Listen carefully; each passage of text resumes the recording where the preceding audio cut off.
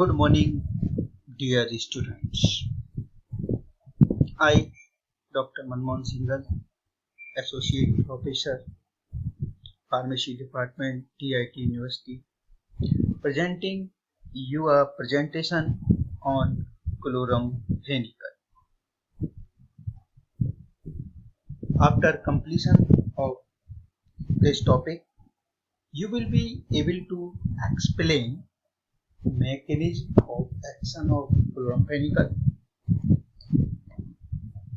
elaborate pharmacokinetic, means absorption, distribution, metabolism and excretion, and various adverse effects of chloramphenicol. You can apply this pharmacological knowledge for management of various infectious diseases. Chloramphenicol is a broad spectrum antibiotic. It is bacteriostatic. It inhibits both gram-positive and gram-negative bacilli, cocci, rickettsia, mycoplasma, or you can say its antibacterial spectrum is somewhat similar to tetracycline, which was also a broad spectrum antibiotic. Originally, it was obtained from Streptomyces venezuelae, but now it is synthesized chemically. Here you can see its chemical structure. Here, this nitrobenzene moiety of chloramphenicol is essential for its antibacterial activity and intensely bitter taste. Now, what is its mechanism of action? In earlier section of tetracycline and aminoglycoside antibiotics, we have discussed how bacteria synthesize proteins. So now I will not explain that thing. In short, chloramphenicol binds to the 50S ribosome and inhibit the peptide bond formation between the newly attached amino acid on A side, in acceptor A side, and the nascent peptide chain on B side. So it inhibits the peptide bond formation between newly attached amino acid on A side to the peptide chain on P side. It also inhibits the transfer of elongated peptide chain from peptidal P side to the acceptor A side,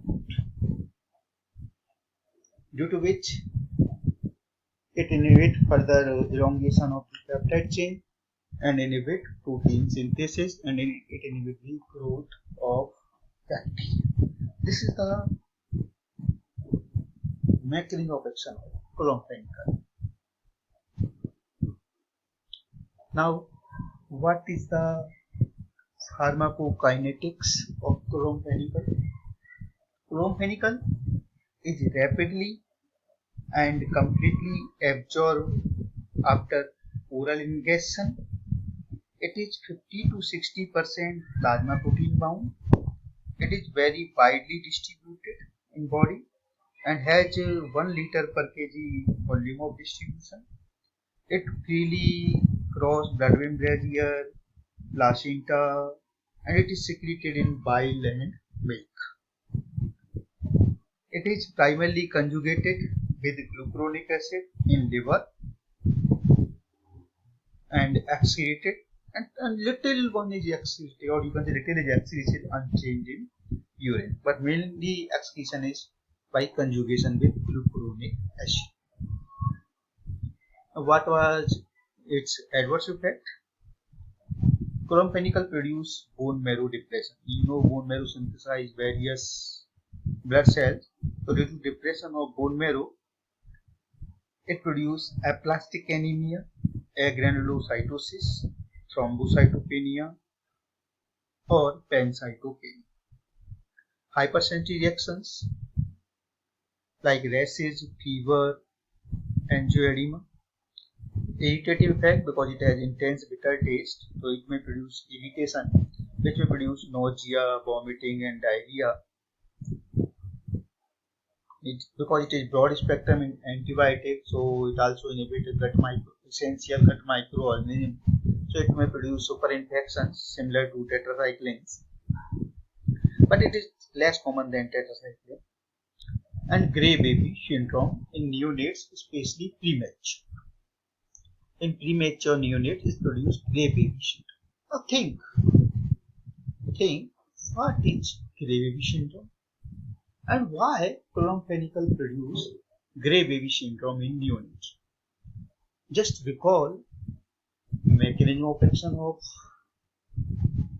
chloramphenicol. Its metabolism. Neonates, especially premature neonates, has sufficient metabolizing enzymes or not? Just recall all things and write in notebook why chloramphenicol may produce gray baby syndrome in neonates. Clear? I think all of you have written. Now we will discuss why chloramphenicol produces gray baby syndrome and what is gray baby syndrome. So here you can see chloramphenicol at the dose of or more than 100 mg per kg to neonates, especially premature neonates.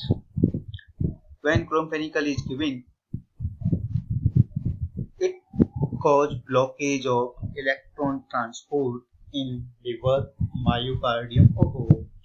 Myocardium. This is eucardium I have written, but you can write myocardium, means heart, and skeletal muscles. So it causes blockage of electron transport in liver, myocardium, and skeletal muscles at high dose. Why? Why it produces blockage of these things? Because newborn, especially premature, has less metabolizing capacity. So they are unable to metabolize and excrete chloramphenicol. Or you can say newborn has less glucuronic acid. Less glucuronic acid.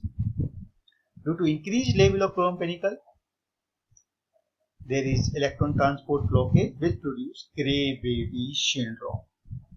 You can see a gray means cyanosis, bluish discoloration of skin. तो जो skin है वो bluish colour की हो जाती है, grey colour is converted into gray color. So what symptoms are produced in gray baby syndrome? Baby stopped feeding, vomited, may become hypotonic and hypothermic, abdomen distended, respiration become irregular, cyanosis develops, which is followed by cardiovascular collapse and death. And death may occur at high dosage. So chloramphenicol should be avoided in neonates. If it is essential, then don't give more than 25 mg per kg per day. Clear? I think all of you have understand why chloramphenicol produces gray baby syndrome and what are the manifestations of gray baby syndrome. Next are the indications or uses of chloramphenicol. Chloramphenicol is used because it is broad spectrum antibiotic, but due to emergence of resistance, its use is restricted now, but it can be used in pyogenic meningitis, various anaerobic infections, intraocular infections, enteric fever, or you can say typhoid fever. As a second choice drug in UTI or whooping cough. For whooping cough, first choice drug is erythromycin. Thank you. If you have any questions, you can ask me. Okay, thank you.